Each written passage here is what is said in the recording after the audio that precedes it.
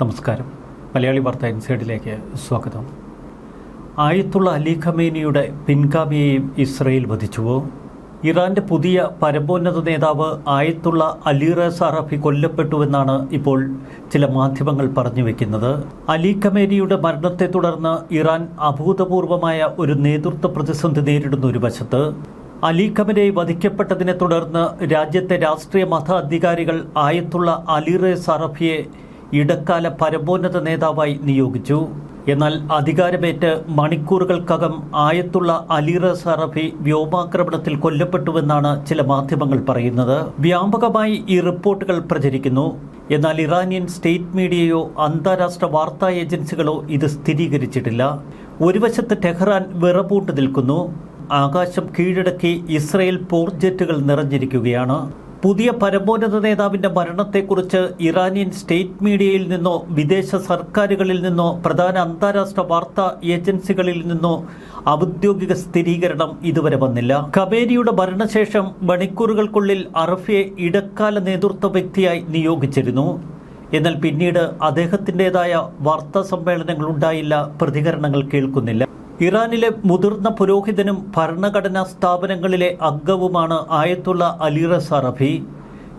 Israel ആക്രമണത്തിൽ ആയത്തുള്ള Ali Khamenei മരിച്ചതായി report ചെയ്യപ്പെട്ടതിനെ തുടർന്ന് ഇസ്ലാമിക് റിപ്പബ്ലിക്കിന്റെ നടത്തിപ്പിനായി ചുമതലപ്പെടുത്തിയിരിക്കുന്ന വ്യക്തി. ഇറാന്റെ ഇടക്കാല നേതൃത്വം എങ്ങനെ പ്രവർത്തിക്കുന്നുവെന്ന് നമുക്കൊന്ന് നോക്കാം. പരമോന്നത നേതാവ് മരിക്കുകയോ അംഗവൈകല്യം സംഭവിക്കുകയോ ചെയ്താൽ നേതൃത്വ പരിവർത്തനത്തിന് ഇറാന്റെ ഭരണഘടനയിൽ ഒരു പ്രത്യേക സംവിധാനമുണ്ട്. ആർട്ടിക്കിൾ 111 പ്രകാരം അധികാരം താൽക്കാലികമായി 3 അംഗ നേതൃത്വ കൗൺസിലിലേക്ക് മാറുന്നു. ഇതിൽ ഇനിപ്പറയുന്നവർ ഉൾപ്പെടുന്നു: പ്രസിഡന്റ്, ജുഡീഷ്യറിയുടെ തലവൻ, ഗാർഡിയൻ കൗൺസിലിലെ ഒരു മുതിർന്ന പുരോഹിതൻ. ഗാർഡിയൻ കൗൺസിലിലെ ഒരു മുതിർന്ന പുരോഹിതൻ എന്ന നിലയിലാണ് അറഫിയുടെ പേര് ഉയർന്നു വന്നത്. അറഫിയുടെ മരണം സത്യമാണ് എങ്കിൽ ഇറാൻ ഇപ്പോൾ ഭ്രാന്ത് പിടിച്ച് നടത്തുന്ന ആക്രമണങ്ങളിൽ വ്യക്തമായ ചില കാരണങ്ങളുണ്ട്. ഇറാന്റെ ഇതിനകം തന്നെ ദുർബലമായ നേതൃത്വ പരിവർത്തനത്തെ അത് നാടകീയമായി കൂടുതൽ സങ്കീർണമാക്കും. അറഫി കൊല്ലപ്പെട്ടോ എന്ന് സ്ഥിരീകരിക്കുന്ന യാതൊരുവിധ ഔദ്യോഗിക വിശദീകരണങ്ങളും ഇതുവരെ പുറത്തു വന്നില്ല. എങ്കിലും അറഫി എന്തുകൊണ്ട് മാധ്യമങ്ങളെ അഭിസംബോധന ചെയ്യുന്നില്ല, സമൂഹ മാധ്യമങ്ങളിൽ ഒരു വീഡിയോ പോലും പങ്കുവച്ചില്ല എന്ന സംശയം ബാക്കി. കൂടുതൽ ആക്രമണങ്ങൾക്ക് മുതിരാതെ ടെഹ്റാൻ ഉടൻ കീഴടങ്ങുന്നതാണ് നല്ലത് എന്ന് ഇന്ന് രാവിലെ ഡൊണാൾഡ് ട്രംപ് വ്യക്തമാക്കിയിരുന്നു. ഡൊണാൾഡ് ട്രംപിന്റെ അന്ത്യശാസനം ഇറാൻ നിരസിച്ചു. കൂടുതൽ വാശിയിൽ, കൂടുതൽ ശക്തിയിൽ മിഡിൽ ഈസ്റ്റിൽ ഉടനീളം ഗൾഫ് രാജ്യങ്ങൾക്കെതിരെ ടെഹ്റാൻ പുതിയ ആക്രമണ പരമ്പരയാണ് ഇപ്പോൾ തൊടുക്കുന്നത്. തങ്ങൾ ഒരിക്കലും കീഴടക്കില്ല എന്ന് ടെഹ്റാൻ വ്യക്തമാക്കി.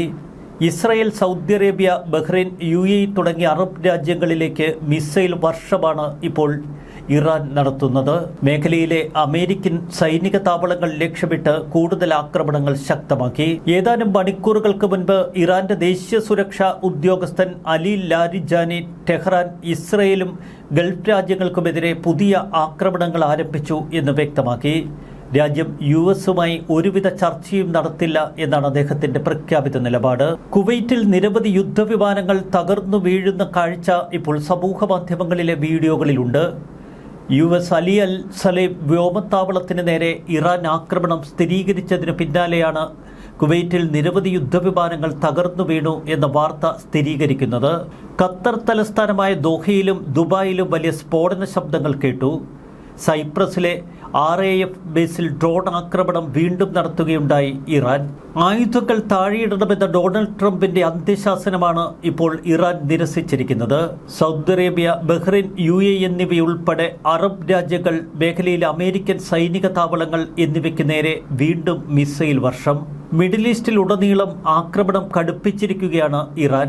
ഡ്രോൺ ആക്രമണങ്ങളെ തുടർന്ന് ലോകത്തിലെ ഏറ്റവും വലിയ എണ്ണ ശുദ്ധീകരണശാലകളിൽ ഒന്നായ സൗദി അറേബ്യ റാസ് തനുര എണ്ണ ശുദ്ധീകരണശാല അടച്ചുപൂട്ടി. കുവൈറ്റിൽ നിരവധി US യുദ്ധവിമാനങ്ങൾ തകർന്നു വീണത് അമേരിക്കയ്ക്കേറ്റ വലിയ പ്രഹരമാണ്. തിങ്കളാഴ്ച സമൂഹ മാധ്യമങ്ങളിൽ പ്രചരിച്ച ഒരു വീഡിയോയിൽ കുവൈറ്റിൽ ഒരു US യുദ്ധവിമാനം തകർന്നു വീഴുന്നതും വിമാനത്തിന് തീപിടിക്കുന്നതും ഒരു പൈലറ്റ് പാരച്യൂട്ടിൽ നിന്ന് പുറത്തേക്ക് ചാടുന്നതുമൊക്കെ കാണാം. കുവൈറ്റിലെ US അലി അൽ സലേം ബേസിൽ നിന്ന് 6.2 മൈൽ അകലെയാണ് അപകടം നടന്നത്. രാവിലെ US എംബസി കോമ്പൗണ്ടിനുള്ളിൽ നിന്ന് തീയും പുകയും ഉയർന്നതായി റിപ്പോർട്ടുകൾ. നിരവധി US യുദ്ധവിമാനങ്ങൾ തകർന്നു വീണുവെങ്കിലും അവയിലെ ജീവനക്കാർ രക്ഷപ്പെട്ടു എന്ന് കുവൈറ്റ് പ്രതിരോധ മന്ത്രാലയം സ്ഥിരീകരിച്ചു. ഗൾഫിൽ ഇറാൻ 3-ാം ദിവസവും അതിശക്തമായ ആക്രമണം തുടരുന്നു. കുവൈറ്റിൽ ഇതുവരെ 3 US സൈനികർ കൊല്ലപ്പെട്ടുവെന്ന് US ഔദ്യോഗികമായി സ്ഥിരീകരിച്ചു. ബഹ്റിനിലുള്ള US പൗരന്മാരെ ആക്രമിക്കാൻ തീവ്രവാദ ഗ്രൂപ്പുകൾ പദ്ധതിയിടുന്നു എന്ന രഹസ്യാന്വേഷണ വിവരം പുറത്തുവന്നു. ഇത് സംബന്ധിച്ച് ബഹ്റിനിലെ US എംബസി ഇന്ന് രാവിലെ ഭയാനകമായ ഒരു മുന്നറിയിപ്പും നൽകി. ബഹ്റിനിലെ അമേരിക്കക്കാർ എത്രയും പെട്ടെന്ന് ഹോട്ടലുകൾ ഒഴിവാക്കണമെന്നാണ് എംബസി ഉപദേശിച്ചത്. അബുദാബിയിലും ദുബായിലും ആയിരക്കണക്കിന് ബ്രിട്ടീഷ് വിനോദസഞ്ചാരികളാണ് കുടുങ്ങിക്കിടക്കുന്നത്. തങ്ങളുടെ പൗരന്മാരെ ഒഴിപ്പിക്കാൻ ആഗ്രഹിക്കുന്ന രാജ്യങ്ങൾ വലിയ വെല്ലുവിളി നേരിടുന്നു. ഇറാൻ-ഇസ്രയേൽ യുദ്ധം മിഡിൽ ഈസ്റ്റിലുടനീളം വലിയ പ്രതിസന്ധിയാണ് സൃഷ്ടിച്ചിരിക്കുന്നത്. സൈനിക ലക്ഷ്യങ്ങൾ മാത്രമല്ല, സാധാരണക്കാരുടെ ജീവിതത്തെയും യാത്രാ അടിസ്ഥാന സൗകര്യങ്ങളെയും ഈ യുദ്ധം ബാധിച്ചു. ഇറാനിയൻ മിസൈൽ ഡ്രോൺ ആക്രമണങ്ങൾ ഗൾഫ് മേഖലയിലുടനീളം വ്യാപിച്ചതോടെ പ്രധാന വ്യോമയാന കേന്ദ്രങ്ങൾ ആകാശമടച്ചു. ആയിരക്കണക്കിന് യാത്രക്കാർ കുടുങ്ങിക്കിടക്കുന്നു. ഗൾഫിലെ മിക്ക സ്ഥലങ്ങളിലും സാധാരണ വിമാന റൂട്ടുകൾ അടച്ചിട്ടിരിക്കുകയാണ്. സുരക്ഷിതമായി ആകാശത്തേക്കും അന്താരാഷ്ട്ര ബന്ധങ്ങളിലേക്കും എത്തിച്ചേരാനുള്ള ബദൽ മാർഗങ്ങൾ യാത്രക്കാർ തേടുകയാണ്. മിഡിൽ ഈസ്റ്റിലെ പ്രവർത്തനക്ഷമമായ ചുരുക്കം ചില വിമാനത്താവളങ്ങളിൽ ഒന്നായി റിയാദ് പ്രവർത്തിക്കുന്നു. ഈ മേഖലയിൽ നിന്ന് പുറത്തു കടക്കാനുള്ള പ്രാഥമിക മാർഗമായി ഇത് ഉയർന്നു വന്നിരിക്കുന്നു.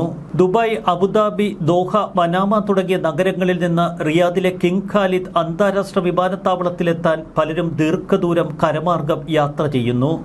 മറ്റുള്ളവർ സൗദി തലസ്ഥാനത്ത് നിന്ന് പുറപ്പെടുന്ന ചാർട്ടേഡ് വിമാനങ്ങളിലോ സ്വകാര്യ ജെറ്റുകളെയോ ആശ്രയിക്കുന്നു. റിയാദ് വഴി പോകാൻ ശ്രമിക്കുന്ന പൗരന്മാർക്ക് വിദേശ സർക്കാരുകൾ യാത്രാ ഉപദേശങ്ങൾ നൽകുന്നു. കോൺസുലേറ്റുകൾ പിന്തുണ നൽകുന്നു. മിസൈൽ ഭീഷണികൾ, ഡ്രോൺ ആക്രമണങ്ങൾ, വ്യാപകമായ വ്യോമാതിർത്തി അടച്ചുപൂട്ടലുകൾ എന്നിവയുമായി ഗൾഫ് പോരാടുമ്പോൾ വിനോദസഞ്ചാരികൾ, ബിസിനസ് യാത്രക്കാർ, പ്രവാസികൾ എന്നിവർക്ക് സുരക്ഷിത പാതയായി ഇത് മാറുന്നു. പല ഗൾഫ് രാജ്യങ്ങളും തങ്ങളുടെ വിമാനത്താവളം അടച്ചിട്ടിരിക്കുന്ന ഈ ഘട്ടത്തിൽ റിയാദിലെ കിങ് ഖാലിദ് അന്താരാഷ്ട്ര വിമാനത്താവളം പ്രവർത്തനക്ഷമമായി തുടരുന്നു. സൗദി അറേബ്യയുടെ ആകാശത്തിന്റെ വലിയൊരു ഭാഗം ഇപ്പോൾ തുറന്നിരിക്കുന്നു. ഇത് മേഖലയ്ക്ക് പുറത്തേക്ക് അപൂർവ യാത്ര ഇടനാഴിയൊരുക്കുന്നു.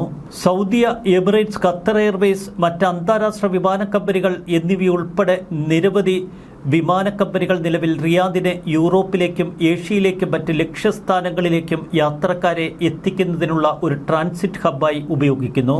യാത്രക്കാരുടെ എണ്ണത്തിന്റെ വർധനവ് കൈകാര്യം ചെയ്യാനാവാതെ വിമാനത്താവള അധികൃതർ ആകെ പരുങ്ങലിലാണ്. ഉയർന്ന ഡിമാൻഡുകളാണ് സീറ്റുകൾക്ക്. വേഗത്തിൽ നിറയുന്നു. സമൂഹ മാധ്യമങ്ങളിൽ ഇപ്പോൾ വൈറലാകുന്ന ചില ചിത്രങ്ങൾ. ഫെബ്രുവരി 24-ന് ദുബായിയുടെ ഉപഗ്രഹ ചിത്രങ്ങൾ ക്രമീകൃതമായ ഹൈവേകളും തിളങ്ങുന്ന ഗോപുരങ്ങളും കൃത്രിമ ദ്വീപുകളുമൊക്കെ നമുക്ക് കാട്ടിത്തരുന്നു. എന്നാൽ മാർച്ച് 1 ആയപ്പോഴേക്കും എല്ലാം അടിമുടി മാറി. ആകാശത്തിൻ്റെ ചില ഭാഗങ്ങളിൽ ഇരുണ്ട പുകപടലങ്ങൾ. അമേരിക്കയുടെയും ഇസ്രായേലിൻ്റെയും ആക്രമണങ്ങൾക്ക് പ്രതികാരമായി ഇറാൻ ഗൾഫിലുടനീളം ഡ്രോണുകളും മിസൈലുകളും ഉപയോഗിച്ച് ആക്രമണങ്ങൾ തുടക്കുന്നതാണ് ഇതിനുള്ള കാരണം. പതിറ്റാണ്ടുകളായി പ്രവാസികൾ മിഡിൽ ഈസ്റ്റിലെ മറ്റിടങ്ങൾ അസ്ഥിരതയിൽ അധിഷ്ഠിതമായി കാണുമ്പോൾ അതിനൊരു അഭയസ്ഥാനമായി ദുബായെ കണ്ടിരുന്നു. സംഘർഷ മേഖലകളിൽ നിന്ന് രക്ഷപ്പെടുന്ന അറബികൾ കുറഞ്ഞ നികുതിയും ബിസിനസ് അവസരങ്ങളും മുന്നിൽ കണ്ട് ആകർഷിക്കപ്പെടുന്ന ഒരിടം. എന്നാൽ ഇപ്പോൾ ഇറാൻ ഗൾഫ് രാജ്യങ്ങൾക്ക് നേരെ നൂറുകണക്കിന് ഡ്രോണുകളും മിസൈലുകളുമാണ് തൊടുത്തുവിടുന്നത്. അവയിൽ മിക്കവയും വ്യോമപ്രതിരോധ സംവിധാനങ്ങൾ തടയുന്നു. ദുബായിലെ പല പ്രധാന സ്ഥലങ്ങളിലും ഇപ്പോൾ ഇറാൻ ആക്രമണങ്ങളിൽ വലിയ നാശനഷ്ടം സംഭവിച്ചു. ബുർജൽ അറബ് ആഡംബര ഹോട്ടലിനും പാം ജുമൈറയ്ക്കും സമീപമുള്ള പ്രദേശങ്ങൾ വരെ ആക്രമണത്തിൽ തകർന്നു. ഉയർന്ന നിലവാരത്തിലുള്ള വസതികൾ, ഹോട്ടലുകൾ, സോഷ്യൽ മീഡിയയിൽ പതിവായി പ്രദർശിപ്പിക്കുന്ന തരത്തിലുള്ള കടൽ തീര അപ്പാർട്ട്മെന്റുകൾ എന്നിവയ്ക്കൊക്കെ ആക്രമണത്തിൽ നാശനഷ്ടം സംഭവിച്ചു. ആകാശത്ത് മിന്നൽ പിടരുകൾ പോലെ മിസൈൽ വർഷമെത്തുമ്പോൾ തങ്ങൾ ഞെട്ടി ഉണരുന്നുവെന്നാണ് ഇപ്പോൾ ദുബായ് വാസികൾ പറയുന്നത്. സൗദി അറേബ്യയിലെ ആരാംകോയുടെ റാസ് തനൂര റിഫൈനറിക്ക് നേരെ ഡ്രോൺ ആക്രമണമുണ്ടായത് സൗദിയെ ഞെട്ടിച്ചു. ആക്രമണത്തെ തുടർന്ന് റിഫൈനറി താൽക്കാലികമായി അടച്ചുപൂട്ടി. സൗദിയിലെ ഏറ്റവും പ്രധാന എണ്ണ ശുദ്ധീകരണശാലയാണ് ആരാംകോയുടെ റാസ് തനൂര റിഫൈനറി. പശ്ചിമേഷ്യയിൽ സംഘർഷം രൂക്ഷമായ സാഹചര്യത്തിൽ ക്രൂഡ് ഓയിൽ വില 4 വർഷത്തിലെ ഏറ്റവും ഉയർന്ന തലത്തിലെത്തി. ഹോർമുസ് കടലിടുക്കിലേക്കുള്ള കപ്പൽ ഗതാഗതം സ്തംഭിച്ചതോടെ ക്രൂഡ് ഓയിൽ വില കുതിച്ചുയരുകയാണ്. അമേരിക്കയും ഇസ്രയേലും തങ്ങളുടെ ആക്രമണം കടുപ്പിക്കുമ്പോൾ ഇറാൻ തങ്ങളുടെ കോപം മുഴുവൻ തീർക്കുന്നത് മിഡിൽ ഈസ്റ്റ് രാജ്യങ്ങൾക്ക് നേരെ.